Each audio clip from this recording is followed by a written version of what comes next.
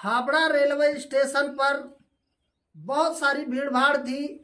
वहां से special train नई दिल्ली के लिए रवाना हो चली थी। उसी स्टेशन पर एक 30 साल की खूबसूरत महिला बहुत सारे भीड़ भाड़ में उसी बीच में बैठी होती है और जिसका नाम पूजा होता है। वो लड़की वहां पर बैठी रहती है और अचानक वहां पर एक प्रदीप नाम का व्यक्ति आता है। जैसे ही उसके सामने पहुंचता है, उसको देखता है तो देखते रहता है। माजरा यूं था कि ये जो प्रदीप होता है और ये जो पूजा होती है, ये दोनों का 8 साल पहले तलाक हो जाता है। अब तलाक दोनों में क्या कमी थी, क्या प्रॉब्लम थी, कैसा था, क्या था, ये हम आगे आपको स्टोरी में बताएंगे। लेकिन फिलहाल जब वहां पर प्रदीप उसको देखता है 8 साल के बाद में, तो वो अपनी पत्नी को देखता है और पहचान जाता है। और पहचानने के बाद में हालांकि पूजा उसको नहीं पहचान पाती है, और जब पहचानता है प्रदीप, तो पहचानने के बाद इसके दिल में एक ख्याल आता है कि 8 साल के बाद मैंने इसको देखा है, तो चलो कम से कम ये तो पता लगाने की कोशिश करते हैं कि आखिर ये पूजा कहाँ जा रही है। रेलवे स्टेशन पर है और रेलवे स्टेशन से वो ट्रेन दिल्ली की तरफ जा रही है, तो चलो एक बार कम से कम देखते हैं थोड़ा सा उसके इर्द गिर्द में और कोई है या नहीं है, या क्या है, कैसा है, इसके बारे में वो थोड़ा सा अब ये जो प्रदीप होता है, ये जानने की कोशिश करता है कि आखिर देखते हैं कि ये कहाँ जा रही है, किसके साथ है, इसके साथ और कोई है कि अकेली है, कि इसके कोई बच्चे भी हैं। तरह तरह की इसके मन में ख्याल आने लगता है और ये तुरंत उसके पीछे धीरे से चल देता है। गाड़ी स्टेशन पर पहुंचती है और तुरंत ये वहां पर जाता है उसके पीछे पीछे। अब ये जो है स्लीपर का कोच होता है पूजा का। अब ये स्लीपर की कोच में अपने सीट के ऊपर जाकर बैठ जाती है और ये थोड़ी दूर के पहले ही प्रदीप रुक जाता है। हालांकि इसका भी टिकट उसी ट्रेन में होता है, लेकिन एसी डब्बे में होता है। बट ये एसी डब्बा में ना जा करके उसके साथ पीछे पीछे चला जाता है। तो नमस्कार दोस्तों, मैं हूं जगदीश गुप्ता और न्यूज सच तक की एपिसोड में मैं फिर से हाजिर हूं एक सच्ची कहानी को लेकर। उम्मीद करता हूं कि आप लोग अच्छे होंगे, स्वस्थ होंगे, मस्त होंगे। आज की कहानी कुछ इस तरह का है कि जो आप सुनने में बहुत मजा आएगा और बहुत ही इंटरेस्टिंग होगी, और आप भी ये कहेंगे कि अगर आज की दुनिया में लाइफ में अगर किसी के साथ इस तरह का अगर होता है तो उसके लिए बहुत गोल्डन चांस होता है, बहुत अच्छा होता है, और भगवान सब लोगों के साथ इस तरह से बिछड़े हुए रिश्ते को जरूर बनाए। तो आज की कहानी हम आपको शुरू करते हैं। दोस्तों, जब ये 30 साल की लेडीज डब्बे में बैठने की कोशिश करती है ट्रेन में, तो 8 साल पहले का तलाकशुदा उसका पति होता है प्रदीप, अचानक वो वहां पर देख लेता है रेलवे स्टेशन पर। और रेलवे स्टेशन पर देखने के बाद में इसके पीछे पीछे वो उसी डब्बे में जाता है जहां पे पूजा का टिकट कंफर्म होता है स्लीपर डब्बे में, और प्रदीप का भी उसी ट्रेन में टिकट होता है, लेकिन एसी डब्बे में होता है। लेकिन ये जानने की कोशिश करता है कि 8 साल के बाद मैंने पूजा को देखा है, तो चलो कम से कम ये जानने की कोशिश करते हैं कि इसके साथ और कौन है, क्या है, कहाँ जा रही है, इसके लाइफ में और कोई आया कि नहीं आया। तमाम तरह की बातें इसके दिमाग में चल रहा था, और इसी को जानने के लिए पूजा के साथ ट्रेन में पीछे पीछे उस डब्बे में चला जाता है जहां पे पूजा का टिकट कंफर्म होता है। अब पूजा अपनी सीट पर बैठ जाती है, उसके पास और भी लोग आते हैं, 2-4 लोग पहुंचते हैं, देखते हैं कि आखिर पूजा इस डब्बे में बैठी है। तो आसपास का जो उसके साइड का जगह होता है वो भी खाली होता है, और खाली होने के बाद में इधर मत बैठिए, ये जगह, ये सीट मेरी है। और इसी के वजह से वहां पर कोई आदमी अपना सामान भी रखना चाहता है तो वहां सामान भी रखने के लिए नहीं देती है।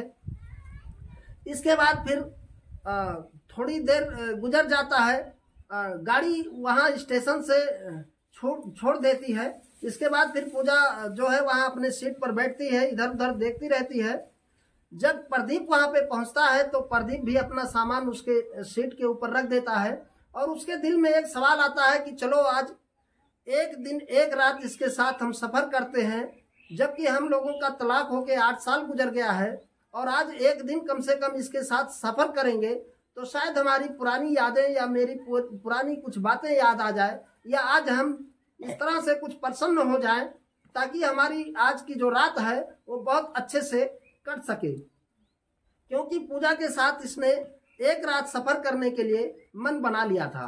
अब इसके बाद क्या होता है, जब ये अपना सामान पूजा के सीट के ऊपर रखता है तो जब पूजा इसको देखती है तो जब ये सामान रखता है तो वो तुरंत बोल देती है पूजा कि अरे यहाँ पे आप सामान मत रखिए, आप अपने सीट पर जा कर के बैठिए और ये हमारा सीट है और यहाँ पर हम किसी को बैठने नहीं देंगे। उसके बाद में जब ये बात पूजा उसको बोलती है प्रदीप को, तो प्रदीप बोलता है मुझे अगले स्टेशन में उतर जाना है, थोड़ी देर बैठने दीजिए और यहाँ पर कोई दिक्कत नहीं है, बस मैं थोड़ी देर के बाद ही उतर जाऊंगा इस सीट से।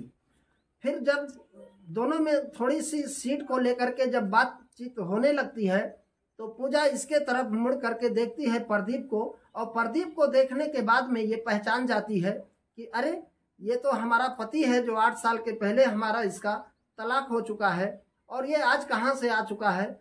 बस यही बात ये सोच करके और तुरंत प्रदीप को इशारा करती है कि ठीक है, अगर 1-2 घंटे की बात है तो आप सीट पर बैठ जाइए।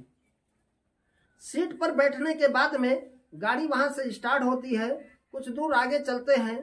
चलने के बाद में प्रदीप उसको पूछता है कि आप कहाँ तक सफ़र करेंगे और कहाँ तक जाएंगे, और आप अभी कुछ देर के पहले कुछ लोगों से बोल रही थी कि हमारा कुछ तबीयत खराब है, तो क्या आप दिल्ली इलाज करने के लिए जा रहे हैं? तो वो बोलती है कि मैं दिल्ली इलाज करने के लिए नहीं जा रही हूँ, या मेरा तबीयत खराब नहीं है, बस मैंने उनको ऐसे ही बैठने के लिए सीट पे बोल दिया कि मेरा तबीयत खराब है इसलिए मेरे सीट पर ना बैठे, क्योंकि अक्सर जिन लोगों को सीट नहीं मिलता है वो यही बहाना बनाकर सीट पर बैठ जाते हैं। और रही बात मेरे उदासी की, तो आप मेरी उदासी जानकर क्या करोगे, और मेरी उदासी ऐसे ही है, हम तो पहली बार जा रहे हैं, दिल्ली जा रहे हैं, और अपना काम कीजिए, हमारे उदासी के बारे में आप मत पूछिए तो ज़्यादा अच्छा होगा। प्रदीप के दिल में ये सवाल आता है बार बार कि चलो थोड़ा बहुत इसके साथ हम बातचीत कर लेते हैं, ताकि कुछ ये बात बताएगी, कुछ हम बात करेंगे तो हम दोनों की सफ़र अच्छे से कट जाएगी। इसके बाद फिर प्रदीप उसको और कुछ कुछ बातें पूछने की कोशिश करता है, तो ये कहने लगती है कि ठीक है, आप अपना काम कीजिए और मुझे जो है सोने दीजिए, मुझे आप डिस्टर्ब मत कीजिए, क्योंकि कहीं ना कहीं इन लोगों के दिल में एक बात चल रही थी, दिमाग में एक बात चल रही थी कि आज जो हमें टाइम मिला है, आज इसी टाइम के बीच में हम लोग कुछ अपने दिल की बात इनके साथ कर लें, कुछ बात शेयर कर दें, ताकि कभी इस तरह का मौका भविष्य में मिलेगा या नहीं मिलेगा तो कम से कम कुछ अपनी दिल की बात इनके साथ करने की कोशिश करें। और इसी टेंशन में दोनों वहां पर बैठ जाते हैं। बैठने के बाद में कुछ दूर जब गाड़ी आगे और बढ़ती है तो जब और यात्री आते हैं तो जिसका सीट होता है वो सीट पर भी बैठ जाता है एक आदमी आकर के, और बैठने के बाद में फिर पूजा उनको बोलती है ये सीट मेरा है, फिर वो यात्री बोलता है नहीं मेरा है, दोनों में तू मैं होने लगता है। उसके बाद प्रदीप को ये सीट अपना टिकट दिखाती है पूजा और कहती है कि देखो ये मेरा कंफर्म टिकट है और ये जो है मेरे टिकट पर बैठ रहे हैं। तो प्रदीप कहता है कि नहीं, एक्चुअली में दोनों का सीट है बैठने के लिए, और जब सोने का टाइम आएगा तो ये एक ऊपर चले जाएंगे और एक नीचे सोएंगे, इस तरह से ही इस सीट का सिस्टम होता है, तो आप लोग बैठने के लिए बैठ सकते हो, ऐसी कोई बात नहीं होती है। बहरहाल प्रदीप जो है वहाँ पर साइड में बैठ जाता है और जिसका सीट होता है वो खुद भी इधर बैठ जाता है। और बैठने के बाद में ठंडी का महीना होता है, अब लोग अपने अपने सीट से अपने बैग से कंबल वगैरह निकालते हैं और ओढ़ने की कोशिश करते हैं, क्योंकि ठंड बहुत काफ़ी थी। फिर वो आदमी भी आके बोलता है कि ठीक है आप भाई साहब यहाँ पर बैठ जाइए और हम ऊपर जा रहे हैं सोने के लिए। फिर प्रदीप इधर मुंडी करके सो जाता है। सोने के बाद थोड़ा सा जब ठंडी लगती है, दोनों अलग अलग जगह पे इधर उधर मुंडी करके सो जाते हैं। फिर खाने पीने की कुछ बात होती है तो वो पूजा निकालती है, कहती है कि रोटी लेके आए हैं, चलो 2 रोटी लाए हैं, इसमें से थोड़ा थोड़ा खा लेते हैं। तो वो बोलता है कि नहीं, हमको तो अभी खाना नहीं खाना है। फिर इसी बीच में वो बोलती है कि मैं तो जानती हूँ कि आपको खाना नहीं खाना है, क्योंकि आप तो ऐसे ही आपका अपना व्यवस्था कुछ अलग होगा। क्योंकि जो प्रदीप होता था वो बचपन में शुरू में बहुत दारू शराब पीता था, और दारू शराब पीने के कारण इन लोगों की डिवोर्स हो जाती है। और डिवोर्स होने के साथ साथ जब ये दारू पी के आया करता था तो पूजा को बहुत मारपीट करता था, और इसी कारण से पूजा इनसे डिवोर्स लिया था। इसके बाद दोनों काफ़ी दिनों से अलग भी रह रहे थे। बहरहाल जब ये दोनों लोग वहाँ पर खाने पीने की बात को लेकर जब बात होती है तो पूजा कहती है कि ठीक है खा लो। तो वो बोलता है कि नहीं, 2 ही रोटी तुम्हारे पास है, 4 रोटी, तो इसमें तुम क्या खाओगे, मैं दोनों आधा अधूरा हो जाएगा, इससे कोई फ़ायदा नहीं होगा। बहरहाल फिर दोनों वहाँ से बिरयानी बेचने वाले चले आते हैं और दो प्लेट खाना लेते हैं और दोनों वहाँ पर खाते हैं। खाने के बाद दोनों कुछ बातचीत और भी करते हैं। फिर वो रात कट जाती है। रात को जब दोनों सोते हैं तो सोने के टाइम में एक ही कंबल होता है, और पूजा कहती है कि आप कुछ लाए नहीं हैं कंबल वगैरह। तो ये बोलता है नहीं, मैं तो भूल गया और मैं ला नहीं पाया हूँ। फिर दोनों, एक कंबल था, उसी कंबल में दोनों रात भर सोते हैं। सोने के बाद दोनों के दिमाग में यही सब चल रहा था कि क्या बातचीत किया जाए, क्या ना किया जाए। उसके बाद फिर पूछते हैं कि तुम कहाँ जा रहे हो। तो जब वो बोलती है कि मैं दिल्ली जा रही हूँ और पहली बार ही जा रही हूँ और मेरी सहेली के साथ मिलने के लिए जा रही हूँ। इसके बाद फिर ये लोग वहाँ पर रास्ते में कुछ बातें चीतें करते हैं, और बातचीत करते करते इन लोगों का स्टेशन पहुँच जाते हैं। और फिर ये आ जाता है, दिल्ली गाड़ी पहुँच जाती है। और नई दिल्ली में जब गाड़ी पहुँचती है तो एक मुफलर होता है जो रात में सोने के टाइम में उसको उसके कान में ठंड ना लगे बोल के पूजा प्रदीप के कान में बांध देती है कि आपको कहीं ठंडी ना लगे। इसके वजह से फिर बहुत सारी बात करते हैं। तो पूजा बोलती है कि आप कहाँ रहते हैं, क्या करते हैं। तो ये बताने लगता है कि घर में मुझे कोई पसंद नहीं करते थे, आप तो जानती हो, और मेरा भी दिन नहीं कटता था, बहुत काफ़ी परेशान रहता था। अब मैं दारू शराब पीना छोड़ दिया हूँ और मैं अब बहुत अच्छे से रहता हूँ, और वहाँ से छोड़ करके अब मैं दिल्ली में रहता हूँ। दिल्ली में मैंने वहाँ पे शिफ्ट करके अपना कारोबार भी देख रहा हूँ। फिर वो पूछती है कि आपकी छोटी बहन कैसी है, उसका हालचाल कैसा है, घर के सारे लोग कैसे हैं, माँ बाप कैसे हैं। जब दोनों आदमी की आपस में बातचीत होती है, पूजा इनको पहचान जाती है, ये उसको पहचान जाता है, दोनों अच्छी तरह से बातचीत करते हैं। घर की सारी बातें जब होती रहती है, उसी बीच में ये कहता है कि मैं अब दारू शराब पीना छोड़ दिया हूँ, मैं बहुत अच्छे से अब रहता हूँ। तो बोलती है अच्छी बात है। और शादी वादी की बात जब पूछती है तो वो कहता है कि अभी तक मैंने शादी वगैरह नहीं किया है। फिर उसको जब पूछते हैं तो वो भी कहती है कि मैं भी अभी अपनी शादी नहीं किया हूँ, लेकिन मैं दिल्ली जा रही हूँ, मेरी एक सहेली है और उसने बताया है कि एक लड़का अच्छा है और वहाँ पे जा रही हूँ, अगर सब कुछ ठीक ठाक रहा तो मैं अब अपनी शादी कर लूँगी। फिर वो पूजा कहती है ठीक है, आप भी जहाँ रहो खुशी रहो, अच्छे से रहो, और मुझे बड़ी खुशी हुई कि कम से कम आप दारू शराब छोड़ दिए हो और अपनी ज़िंदगी अच्छे से जी रहे हो।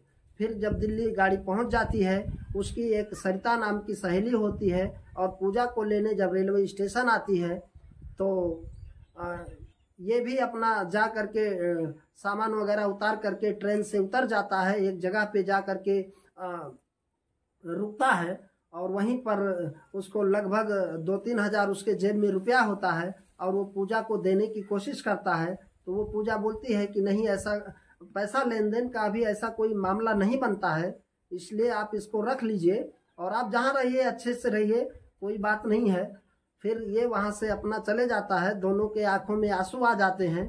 इसके बाद जब पूजा की सहेली सरिता पहुँचती है वहाँ पे, तो सरिता उसको बोलती है कि रास्ता अच्छा से कट गया। तो तब ये कहती है कि हाँ, मेरा जो 8 साल का पहले मेरा पति था जिसके साथ मेरा डिवोर्स हो गया था, वो मुझे ट्रेन में मिल गया और हम दोनों मिल करके ही आए हैं साथ में बातचीत करते हुए। तब ये सरिता कहती है कि छोड़ दे, और ये भी कहने की कोशिश करती है कि अब वो दारू शराब पीना छोड़ दिया है, बहुत अच्छे से रहता है। तो ये बोलती है छोड़ उसका बात, अब वो जो रात गई बात गई, अब उसकी बात मत कर, तुझे एक अच्छा लड़का देखकर मैं तेरी शादी करवा दूंगी और तू अब खुशहाल रहेगी। इसके बाद फिर अब ये सरिता उसको लेकर के पहुंचती है दिल्ली में। तो जहां पर प्रदीप अपने रूम पे पहुंच जाता है और सरिता अपने रूम पर लेकर के इसको पहुंचती है, पूजा को पहुंचती है। और सरिता दरअसल एक फैक्ट्री में काम करती होती है, जो कि वहाँ पे एक जींस की फैक्ट्री होती है, और उसी फैक्ट्री का प्रदीप मालिक होता है। और प्रदीप जब अपने फैक्ट्री में सवेरे पहुँचता है तो वहाँ पर पूजा को लेकर के सरिता जब पहुँचती है तो उसको बोलती है कि सर, जो मैं लड़की आपके लिए बात किया था शादी के लिए, वो लड़की को मैं लेकर के आई हूँ, तो आप अगर कहो तो मैं लड़की को दिखाऊं और बातचीत आगे बढ़ाएं और शादी करें। तो ये कहता है हाँ ठीक है, तुम तो बोल रही थी कि एक सुंदर लड़की है और शादी हो जाएगी, तो ठीक है लड़की को लेके आओ और बातचीत करते हैं। संजोग आप देखिए कि यही पूजा को लेकर के उसी प्रदीप के पास सरिता पहुंच जाती है, उसके ऑफिस में वहीं दिल्ली में। और पहुंचने के बाद जैसे सरिता बोलती है कि सर देखिए यही है पूजा, और इसी के शादी के लिए मैं आपसे बात की थी, और इसीलिए इसको मैं गांव से बुलाई हूं, और आप देख लीजिए, बातचीत कर लीजिए। उसके बाद जब प्रदीप उसको देखता है तो एक पूरा शौक हो जाता है, और पूजा भी उसको देख करके शौक हो जाती है। और इसके बाद फिर ये उसको इशारा करता है, प्रदीप सरिता को इशारा करता है, पूजा को इशारा करता है, पूजा को इशारा करता है, और उससे कहता है कि तुम यहाँ किसी बात को मत बताना कि हम लोग पुराने डिवोर्सी हैं या हम लोगों का डिवोर्स हो चुका है। तब उसके बाद बोलती है कि प्रदीप बोलता है सरिता को कि अच्छा सरिता, तुम तो मुझे बोल रही थी कि लड़की कुंवारी है, शादीशुदा नहीं हुआ है, लेकिन ये तो जो लड़की लेके आए हो ये तो शादीशुदा है, आप मुझे क्यों झूठ बोल रहे हो। ऐसी तरह दो चार बात, मजाक की बात वो बोलता है। और बोलने के बाद में पूजा और जो प्रदीप होते हैं वो दोनों वहाँ पर गले मिलते हैं, और गले मिलने के बाद में दोनों एक साथ रहने के लिए फिर से राजी हो जाते हैं। और ये लोग भगवान को बहुत बहुत धन्यवाद देते हैं, सरिता को भी धन्यवाद देते हैं। उसके बाद घर में जब ये लेके जाता है प्रदीप पूजा को, तो उनके माँ बाप भी बहुत खुश होते हैं, क्योंकि उनके माँ बाप को भी ये बात बहुत अच्छी तरह से पता था कि पूजा बहुत अच्छी लड़की है, जो कुछ प्रॉब्लम है वो मेरे लड़के में है, मतलब प्रदीप में, क्योंकि प्रदीप दारू शराब पिया करता था। और प्रदीप के जो माता पिता भी थे वो लोग भी ये बात सोच रहे थे कि हमारा लड़का ठीक ठाक नहीं है, इसलिए बेटी अगर तुम इनके साथ रह सकती हो तो रहो, और नहीं तो तुम कहीं अपना अलग से जगह देख लो। लेकिन ये लड़का सुधर गया प्रदीप, और अच्छा से अपना बिजनेस करने लगा, अपने माँ बाप का सेवा करने लगा, और दोनों हंसी खुशी फिर से अपनी जिंदगी जीने लगे। तो दोस्तों ये रही आज की कहानी। इस वीडियो में आपको क्या कहना है आप मुझे कमेंट बॉक्स में लिख सकते हैं। तब तक के लिए अपना ख्याल रखिए। नमस्कार, वंदे मातरम।